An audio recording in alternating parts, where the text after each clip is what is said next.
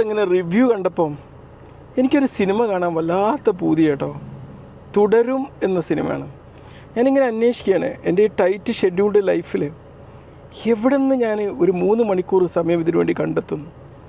തിങ്കളാഴ്ച പറ്റൂല, തിരക്കുണ്ട്, ഉറങ്ങാനുണ്ട്, നൈറ്റ് ഡ്യൂട്ടിയുണ്ട്, രാവിലെയും ചില ഡ്യൂട്ടികളുണ്ട്, പിന്നെ നന്നായി ഉറങ്ങുകയും വേണം.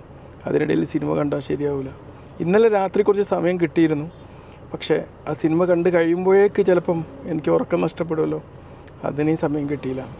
ഇപ്പം ഞാൻ സമയം കണ്ടെത്തിയിരിക്കുകയാണ്. ചൊവ്വാഴ്ച രാവിലെ ഡ്യൂട്ടിയൊക്കെ കഴിഞ്ഞ് പിന്നെ വീട്ടിൽ കുറച്ച് നേരം ഒന്ന് ഉറങ്ങി ഒന്ന് ഫ്രഷായിട്ട് ആ സിനിമ കാണണം എന്നുള്ളൊരു പൂതിയാണ്. സമയത്ത് അപഹരിച്ചിട്ടില്ലെങ്കിൽ ഞാൻ കാണാൻ പോകും. നമ്മുടെ ആ സിനിമ കണ്ടപ്പോഴേ, അതിൻ്റെ പോസ്റ്റർ കണ്ടപ്പോഴേ ഞാൻ മനസ്സിൽ ഇട്ട് കരുതിയതാണ് ഇതൊന്ന് കാണണം.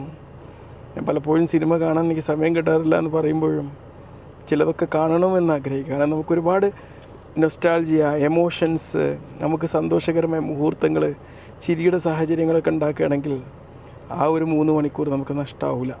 അതുകൊണ്ട് തുടരും കാണാൻ എൻ്റെ സമയം കാത്ത് ഞാൻ ഇരിക്കുകയാണ്. അന്നത് കണ്ടതിന് ശേഷം ഇതിൻ്റെ ബാക്കി തുടരും.